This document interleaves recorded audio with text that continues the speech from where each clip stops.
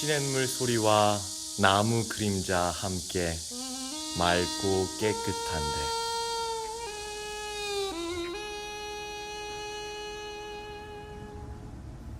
또 백청 높은 다락에 긴 바람이 부네.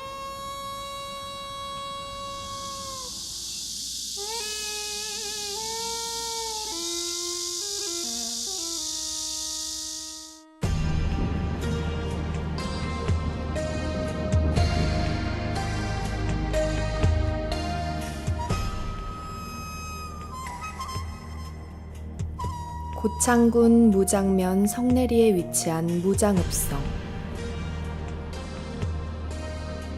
1417년 태종은 무송연과 장사연을 통합하여 무장연을 만들고 읍성을 축조한다. 고려 말부터 잦았던 왜구의 약탈을 막기 위해 군사적 요충지였던 무장연에 축조된 무장읍성은 일제강점기 읍성 철거령에 의해 파괴되어 학교와 면사무소 등으로 쓰여왔다. 고창 무장형 관화 읍성 발굴조사는 2003년 그 보건정비계획을 고창군에서 수립한 후에 2005년부터 이제 본격적으로 발굴조사를 진행하고 있습니다. 2005년 첫 조사에서 잘못 복원되어 있던 성벽 안쪽으로 원래의 문지와 옹성, 성벽 등이 발견되었고 내야, 문루, 현사, 작청, 읍취루 등 6동의 건물지가 발견되었다. 이를 토대로 남문인 진무루와 성벽이 이전되고 옹성과 읍취루가 새롭게 복원되었다.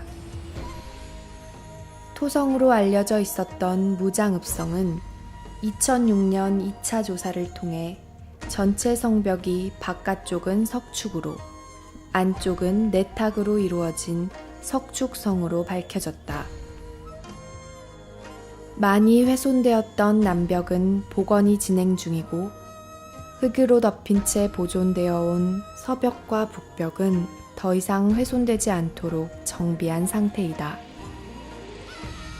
동원 주변에서는 내야와 책실로 추정되는 건물지가 확인되었다. 또한 동원을 둘러싸고 있던 담장이 확인되어 현재 복원한 상태이다. 명종 20년에 세워진 무장동원 취백당은 현감의 집무실로 쓰였다. 정면 6칸에 측면 4칸의 팔작 지붕 집으로 고색 창연한 기품을 느낄 수 있다.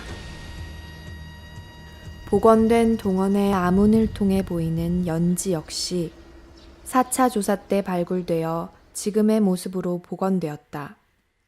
과거 무장초등학교의 운동장으로 쓰이면서 40여 년 메꿔져 있었던 연지에서는 땅속에 잠들어 있었던 연꽃 씨가 발아하여 연당, 즉 연꽃이 피는 연못이라는 옛 이름에 걸맞는 정취를 자아낸다. 무장읍성 내 두 곳의 연지 가운데에 위치한 객사. 2011년 시굴조사 결과 초창기 객사로 추정되는 건물지와 부속시설인 중문, 외산문, 담장 등으로 추정되는 시설이 확인되었다. 권패를 모시던 정청과 지방에 파견된 관리들의 숙소로 쓰였던 좌우 2컨으로 구성된 객사 송사지관은 호처마 맞배지붕으로 지어져 위엄있고 은은한 아름다움을 지니고 있다. 3차 시굴조사와 5차 발굴조사를 거쳐 장청, 향청, 사창 등과 관련된 건물지 12동이 확인되었는데 고지도에 기록된 수보다 많아 증축과 폐기가 반복된 것으로 보인다. 특히 6차 조사에서 성벽과 읍성 연구에 귀중한 자료들이 발견되었다. 사창 추정지에서 확인된 정면 14칸, 측면 3칸의 건물은 현재까지 확인된 사창 추정 건물로는 최대 규모이다. 현재 복원된 연지 외에 또 하나의 연지도 발굴되었다. 본래 명칭이 실루였던 지금의 읍취루 아래에 있었을 것으로 파악되는 이 연지는 중종 때 공조판서를 지낸 문인 안침의 실루시에 등장한다. 남문의 동쪽에서는 이중으로 이루어진 해자가 확인되었다. 읍성 성벽과 일정한 간격을 유지하고 있는 해자는 호안석축으로 이루어진 1차 해자와 자연 굴광된 2차 해자로 나뉜다. 2차 해자에서 발굴된 적교시설은 국내 최대 규모로 많은 양의 물자가 드나들 수 있도록 넓고 튼튼하게 만들어져 당시 무장읍성의 위상을 짐작케 한다. 옹성과 더불어 대표적인 성벽 방어시설인 해자를 만들기 위해 파낸 흙은 성벽 안쪽에 흙을 덧대는 데 이용되어 자연스럽게 노동력 절감 효과도 있었을 것으로 추정된다.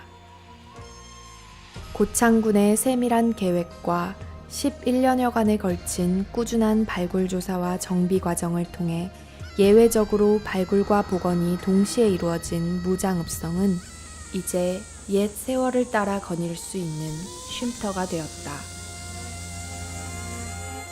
방어만을 위한 군사시설이나 단순한 행정시설이 아닌 공동체의 울타리이기도 했던 무장읍성. 그 고즈넉한 품 안에 오늘도 시원한 바람이 머물다 가고 연꽃이 100년 전의 향기를 풍겨온다.